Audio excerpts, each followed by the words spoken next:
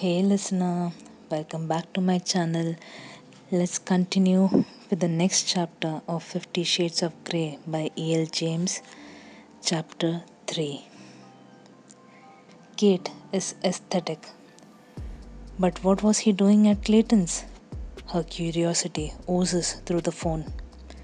I am in the depths of the stock room, trying to keep my voice casual. He was in the area. I think that is one huge coincidence, Anna. You don't think he was there to see you? My heart lurches at the prospect, but it's a short lived joy. The dull, disappointing reality is that he was here on business. He was visiting the farming division of WSU. He is funding some research, I mutter. Oh, yes, he has given the department a $2.5 million grant. Whoa. How do you know this? Anna, I am a journalist and I have written a profile on the guy. It's my job to know this. Okay, Carla Bernstein, keep your hair on. So, do you want these photos? Of course, I do. The question is, who is going to do them and where? We could ask him where. He says he's staying in the area. You can contact him? I have his cell phone number. Kate gasps. The richest, most elusive, most enigmatic bachelor in Washington state just gave you his cell phone number? Yes. Anna, he likes you, no doubt about it. Her tone is emphatic. Kate, he's just trying to be nice. But even as I say the words, I know they are not true. Christian Grey doesn't do nice.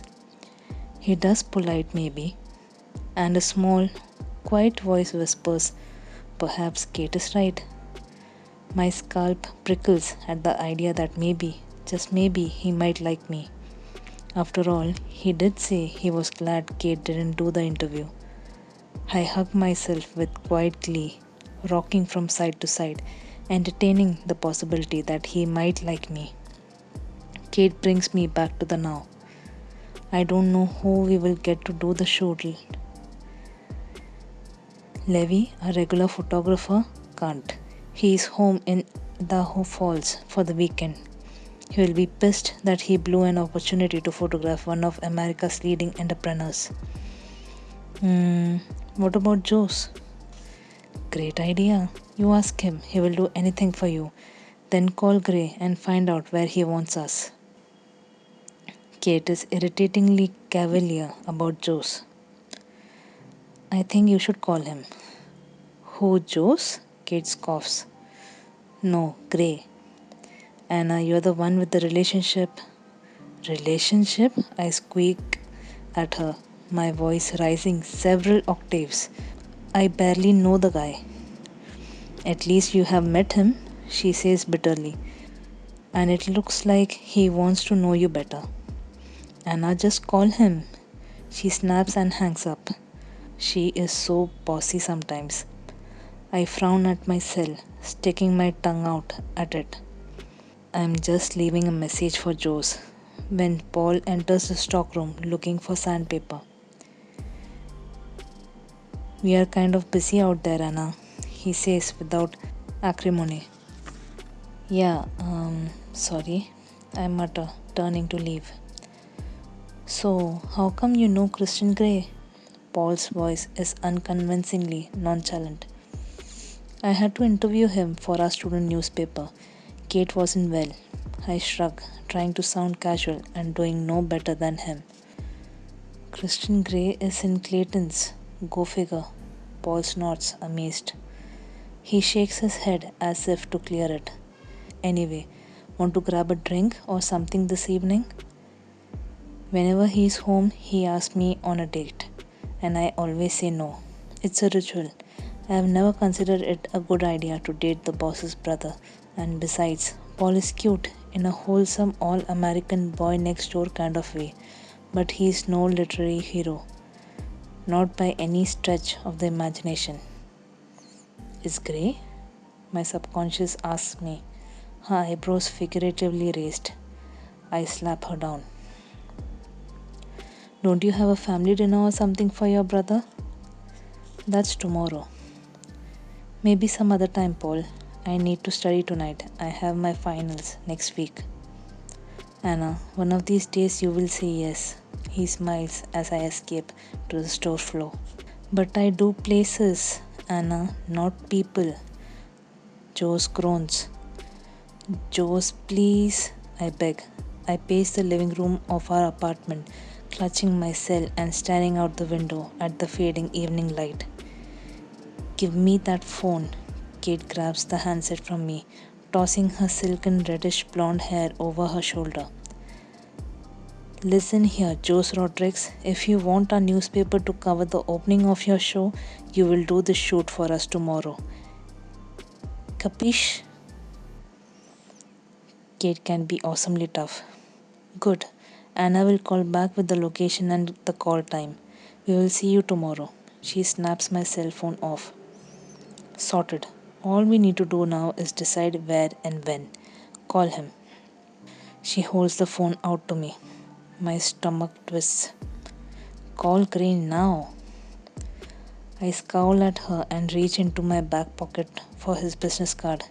I take a deep, steadying breath, and with shaky fingers, I dial the number. He answers on the second ring. His tone is clipped, calm, and cold. Gray? Mr. Gray? It's Anastasia Steele. I don't recognize my own voice. I'm so nervous. There's a brief pause. Inside, I'm quaking. Miss Steele, how nice to hear from you. His voice has changed. He's surprised, I think, and he sounds so warm, seductive even. My breath hitches and I flush. I am suddenly conscious that Catherine Kavanagh is staring at me, her mouth open, and I dart into the kitchen to avoid her unwanted scrutiny. We would like to go ahead with the photo shoot for the article. Breathe, Anna, breathe. My lungs drag in a hasty breath. Tomorrow, if that's okay. Where would be convenient for you, sir? I can almost hear his fin-like smile through the phone. I am staying at the Hetman in Portland. Shall we say 9:30 tomorrow morning? Okay, we will see you there. I am all gushing and breathy, like a child, not a grown woman who can vote and drink legally in the state of Washington. I look forward to it, Miss Steele. I visualize the wicked gleam in his eyes. How can he make 7 little words hold so much tantalizing promise? I hang up. Kate is in the kitchen and she is staring at me with a look of complete and utter consternation on her face. Anastasia Rose Steele, you like him. I have never seen or heard you so affected by anyone before. You are actually blushing. Oh, Kate, you know I blush all the time. It's an occupational hazard with me. Don't be ridiculous. I snap. She blinks at me with surprise. I very rarely have hissy fits and I briefly relent. I just find him intimidating, that's all. Hetman, that figures, mutters Kate. I will give the manager a call and negotiate a space for the shoot. I will make supper, then I need to study. I cannot hide my irritation with her as I open one of the cupboards to make supper. I am restless that night, tossing and turning, dreaming of smoky grey eyes, coveralls, long legs, long fingers, and dark, unexplored places. I wake twice in the night, my heart pounding. Oh, I am going to look just great tomorrow with so little sleep. I scold myself. I punch my pillow and try to settle. The Hetman is nestled in the heart of downtown Portland. Its impressive brownstone edifice was completed just in time for the crash of the late 1920s. Joe, Travis, and I are traveling in my Beetle, and Kate is in her CLK, since we can't all fit in my car. Travis is Joe's friend and gopher, here to help out with the lighting. Kate has managed to acquire the use of a room at the Hetman free of charge for the morning in exchange for a credit in the article. When she explains at reception that we are here to photograph Christian Grey, CEO, we are instantly upgraded to a suite. Just a regular size suite, however, as apparently Mr. Grey is already occupying the largest one in the building. An overkeen marketing executive shows us up to the suite. He is terribly young and very nervous for some reason. I suspect Kate's beauty and commanding manner disarm him because he is putty in her hands. The rooms are elegant, understated, and opulently furnished. It's 9. We have half an hour to set up. Kate is in full flow. Joes, I think we will shoot against that wall. Do you agree? She doesn't wait for his reply. Travis, clear the chairs. Anna, could you ask housekeeping to bring up some refreshments and let Gray know where we are? Yes, mistress. She is so domineering. I roll my eyes but do as I am told. Half an hour later, Christian Grey walks into our suite. Holy crap, he is wearing a white shirt open at the collar and grey flannel pants that hang from his hips. His unruly hair is still damp from a shower. My mouth goes dry looking at him. He is so freaking hot. Gray is followed into the suite by a man in his mid-30s, all buzz cut and stubble in a sharp dark suit and tie, who stands silently in the corner. His hazel eyes watch us impassively. Miss Steele, we meet again. Gray extends his hand and I shake it, blinking rapidly.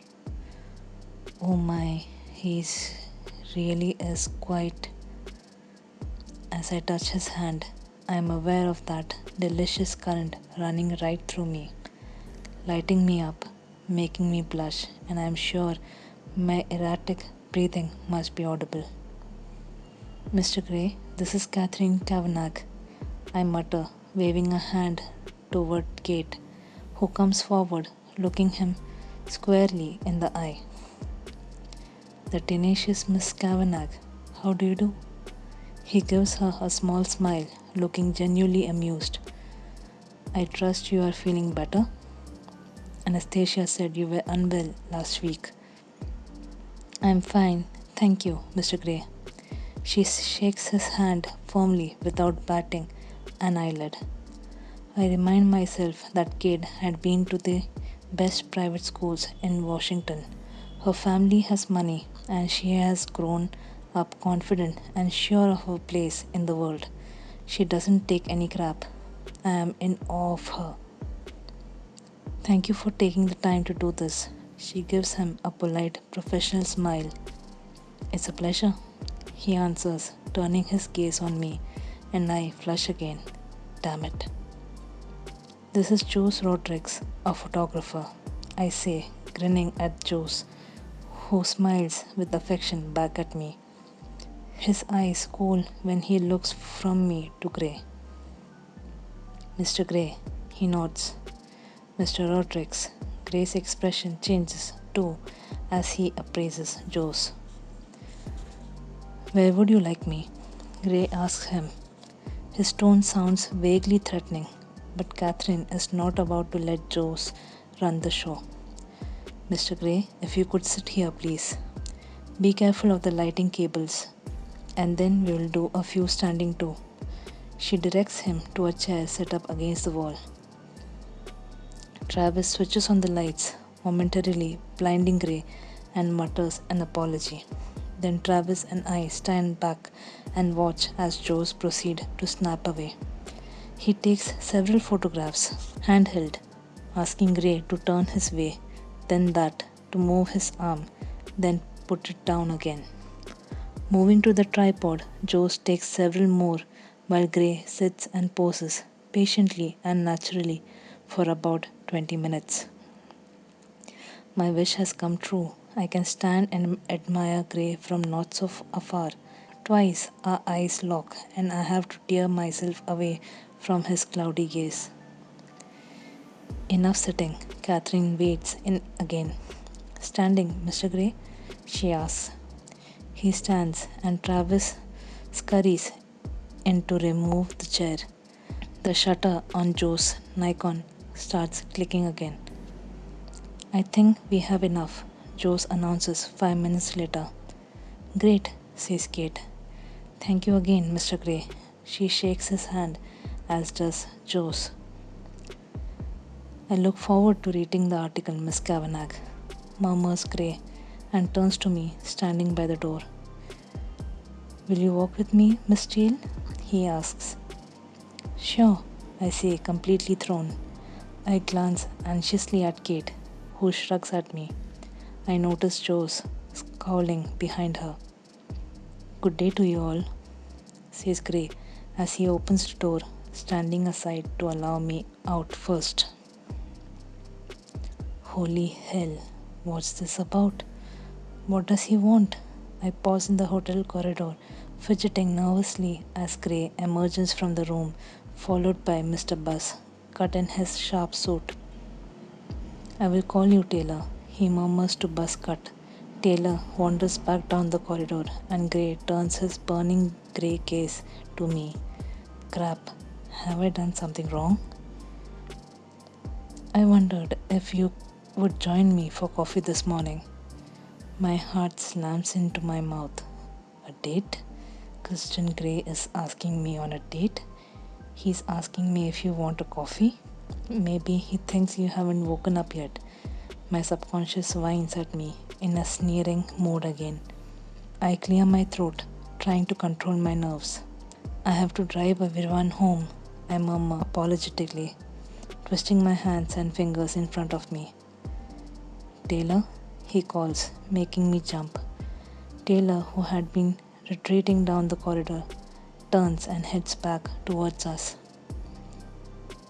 Are they based at the university? Gray asks, his voice soft and inquiring. I nod, too stunned to speak.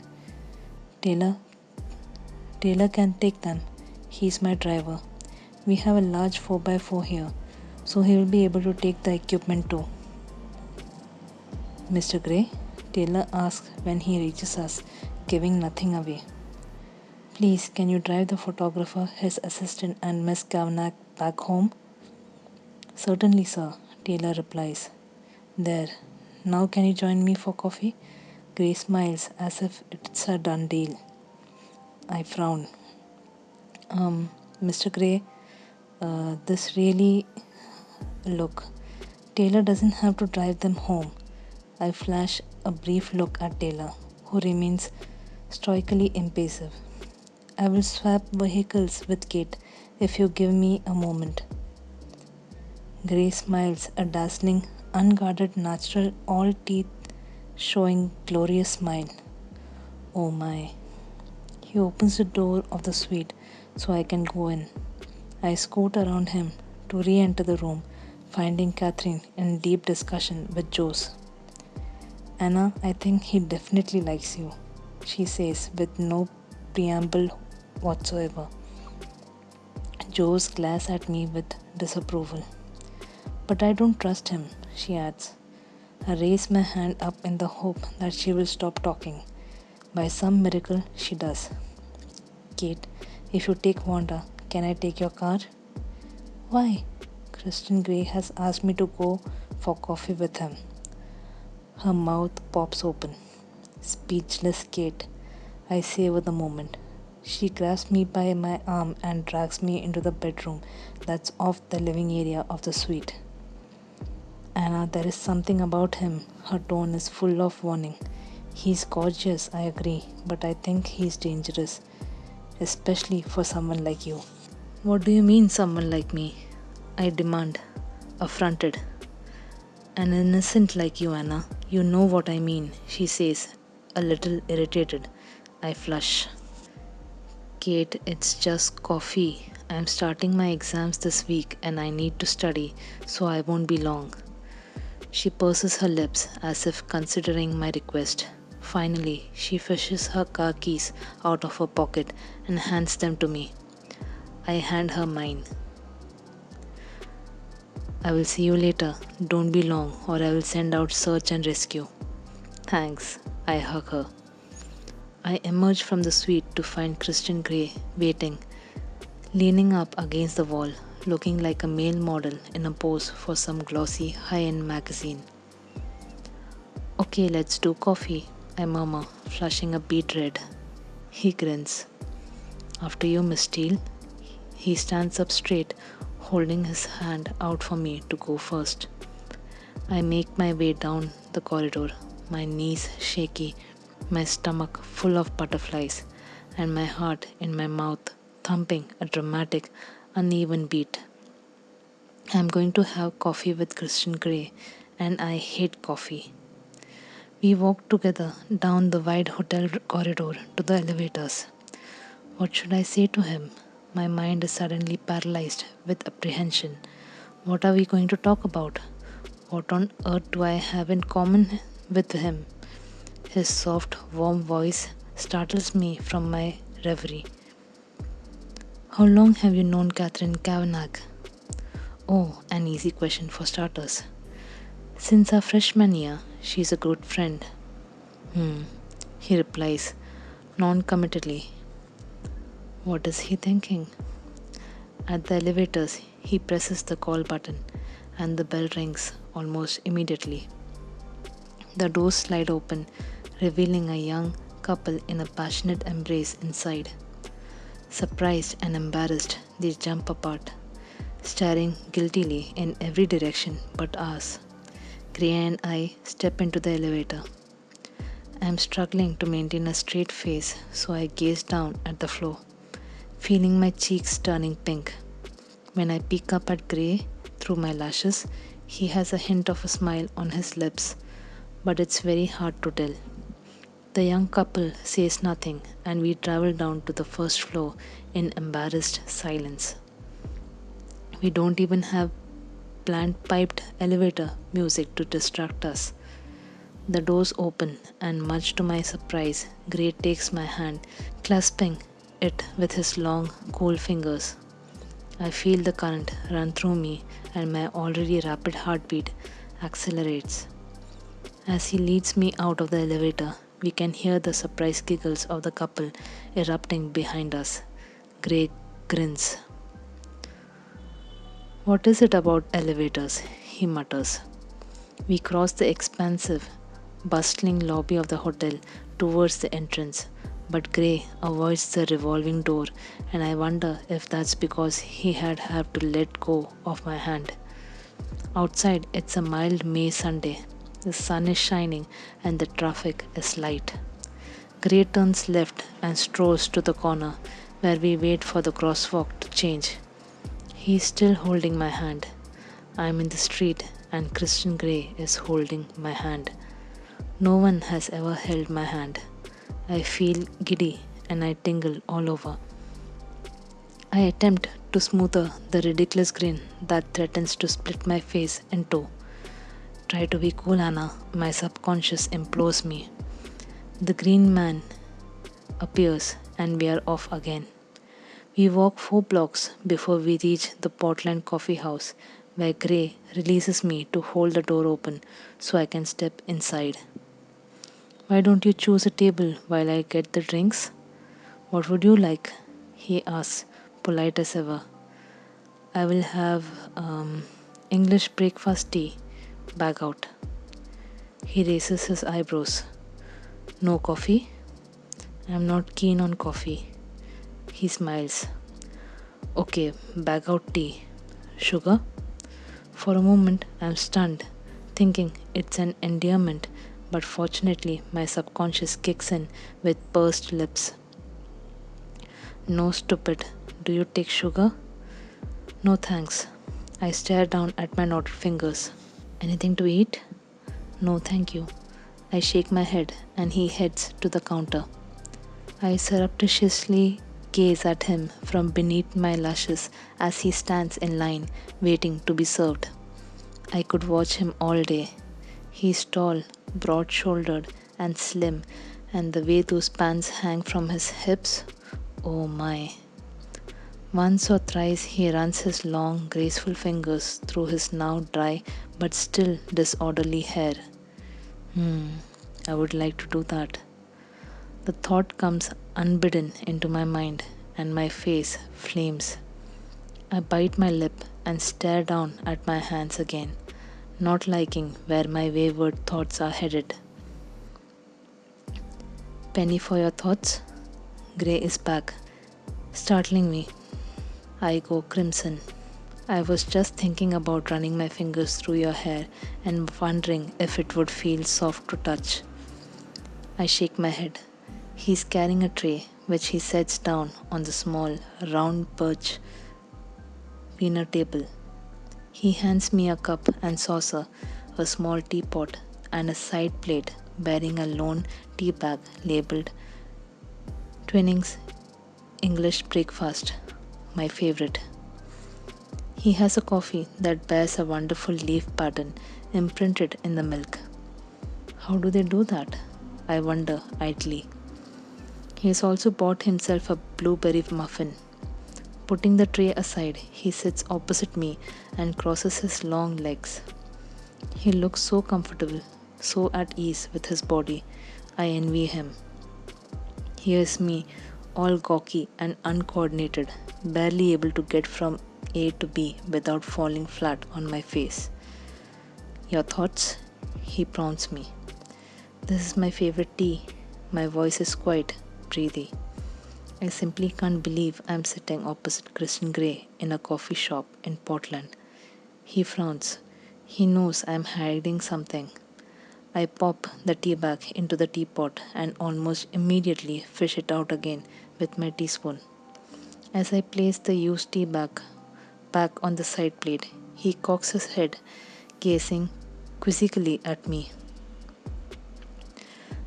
I like my tea bag and weak, I mutter as an explanation. I see.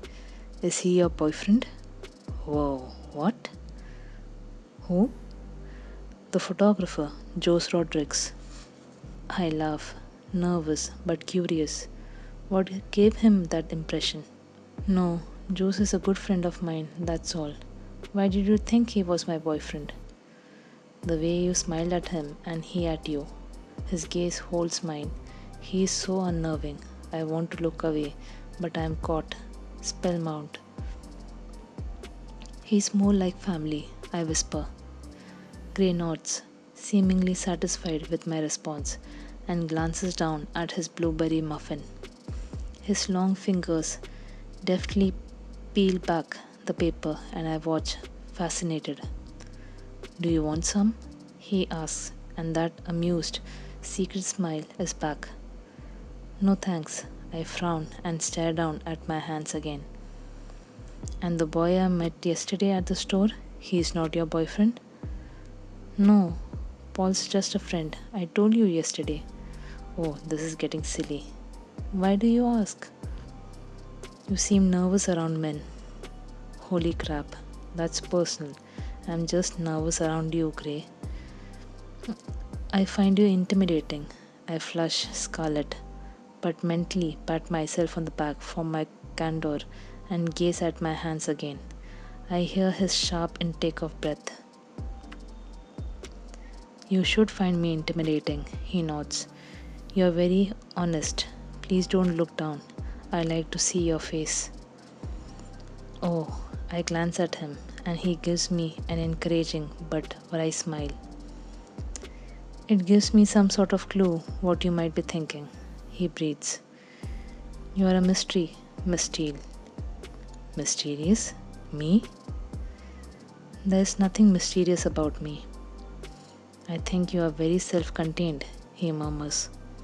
Am I? Whoa. How am I managing that? This is bewildering. Me, self-contained? No way. Except when you blush, of course, which is often. I just wish I knew what you were blushing about. He pops a small piece of muffin into his mouth and starts to chew it slowly, not taking his eyes off me. And as if on cue, I blush. Crap. Do you always make such personal observations? I hadn't realized I was. Have I offended you? He sounds surprised. No, I answer truthfully. Good. But you are very high handled. He raises his eyebrows and, if I'm not mistaken, flushes slightly too. I'm used to getting my own way, Anastasia, he murmurs. In all things. I don't doubt it. Why haven't you asked me to call you by your first name? I am surprised by my audacity. Why has this conversation become so serious? This isn't going the way I thought it was going to go. I can't believe I am feeling so antagonist towards him. It's like he's trying to warn me off. The only people who use my given name are my family and a few close friends. That's the way I like it. Oh, he still hasn't said, call me Christian. He is a control freak. There is no other explanation. And part of me is thinking maybe it would have been better if Kate had interviewed him. Two control freaks together. Plus, of course, she is almost blonde. Well, strawberry blonde, like all the women in his office. And she is beautiful, my subconscious reminds me. And I don't like the idea of Christian and Kate. I take a sip of my tea and Gray eats another small piece of his muffin. Are you an only child? He asks. Whoa, he keeps changing direction. Yes. Tell me about your parents. Why does he want to know this? It's so dull. My mom lives in Georgia with her new husband, Bob. My stepdad lives in Montesano. Your father? My father died when I was a baby. I am sorry, he mutters, and a fleeting, troubled look crosses his face. I don't remember him. And your mother remarried? I snort. You could say that. He frowns at me. You're not giving much away, are you? He says dryly, rubbing his chin as if in deep thought. Neither are you. You are interviewed me once already, and I can recollect some quite probing questions then. He smirks at me. Holy shit, he's remembering the gay question. Once again, I am mortified. In years to come, I know I will need intensive therapy to not feel this embarrassed every time I recall the moment. I start babbling about my mother, anything to block that memory. My mom is wonderful. She is an incurable romantic. She is currently on her fourth husband. Christian raises his eyebrow in surprise. I miss her, I continue. She has Bob now. I just hope he can keep an eye on her and pick up the pieces when her harebrained schemes don't go as planned. I smile fondly. I haven't seen my mom for so long. Christian is watching me intently, taking occasional sips of his coffee. I really shouldn't look at his mouth. It's unsettling. Do you get along with your stepfather? Of course. I grew up with him. He's the only father I know. And what's he like? Ray? He's taciturn. That's it? Gray asks, surprised. I shrug. What does this man expect? My life story? Taciturn like his stepdaughter, Gray prompts. I refrain from rolling my eyes at him. He likes soccer, euphorian soccer especially, and bowling and fly fishing and making furniture. He's a carpenter, ex-army. I sigh. You lived with him? Yes, my mom met husband number 3 when I was 15. I stayed with Ray. He frowns as if he doesn't understand. You didn't want to live with your mom? He asks. This really is none of his business. Husband number 3 lives in Texas. My home was in Montesano, and my mom was newly married. I stop. My mom never talks about husband number 3. Where is Gray going with this? This is none of his business. Two can play at this game. Tell me about your parents, I ask. He shrugs. My dad's a lawyer, my mom is pediatrician. They live in Seattle. Oh, he has had an affluent upbringing, and I wonder about a successful couple who adopts 3 kids and one of them turns into a beautiful man who takes on the business world and conquers it single-handed. What drove him to be that way? His folks must be proud. What do your siblings do? Elliot's in construction and my little sister is in Paris studying cookery under some renowned French chef. His eyes cloud with irritation. He doesn't want to talk about his family or himself. I hear Paris is lovely, I murmur. Why doesn't he want to talk about his family? Is it because he is adopted? It's beautiful. Have you been? He asks with irritation forgotten. I have never left mainland USA, so now we are back to banalities. What is he hiding? Would you like to go? To Paris? I squeak. This has thrown me. Who wouldn't want to go to Paris? Of course, I concede. But it's England I would really like to visit. He cocks his head to one side, running his index finger across his lower lip. Oh my. Because? I blink rapidly. Concentrate, Steele. Is the home of Shakespeare, Austen, and Bronte sisters, Thomas Hardy. I would like to see the places that inspired those people to write such beautiful books. All this talk of literary great reminds me that I should be studying. I glance at my watch. I would better go. I have to study. For your exams? Yes, they start Tuesday. Where is Miss Kavanagh's car? In the hotel parking lot. I will walk you back. Thank you for the tea, Mr. Gray. He smiles his odd. I have got a whooping big secret smile. You are welcome, Anastasia. It's my pleasure. Come. He commands and holds his hand out to me. I take it, bemused, and follow him out of the coffee shop. He strolled back to the hotel, and I would like to say it's in companionable silence. He at least looks his unusual, calm, collected self. As for me, I am desperately trying to cog how our little coffee morning has gone. I feel like I have been interviewed for a job, but I am not sure what for. Do you always wear jeans? He asks out of the blue. Mostly. He nods. We are back at the intersection, across the road from the hotel. My mind is reeling. What an odd question, and I am aware that our little time together is limited. This is it. This was it, and I have completely blown it. I know. Perhaps he has someone. Do you have a girlfriend? I blurt out. Holy crap, I just said that out loud. His lips quirk up in a half smile, and he peers down at me.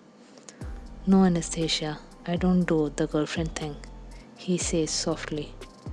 Oh, what does that mean? He's not gay. Oh, maybe he is. He must have lied to me in his interview. And for a moment, I think he's going to follow up with some explanation, some clue to his cryptic statement. But he doesn't. I have to go. I have to try to reassemble my thoughts. I have to get away from him. I walk forward and I trip, stumbling headlong into the road. Shit, Anna, Gray cries. He tugs the hand that he is holding so hard that I fall back against him just as a cyclist whips past, narrowingly missing me, heading the wrong way up this one-way street. It all happens so fast. 1 minute I'm falling, the next I'm in his arms and he's holding me tightly against his chest. I inhale his clean, wholesome scent. He smells of freshly laundered linen and some expensive body wash. It's intoxicating. I inhale deeply. Are you okay? He whispers. He has one arm around me, clasping me to him, while the fingers of his other hand softly trace my face, gently probing, examining me. His thumb brushes my lower lip, and his breath hitches. He is staring into my eyes, and I hold his anxious, burning gaze for a moment, or maybe it's forever. But eventually, my attention is drawn to his beautiful mouth, and for the first time in 21 years, I want to be kissed. I want to feel his mouth on mine. End of chapter 3.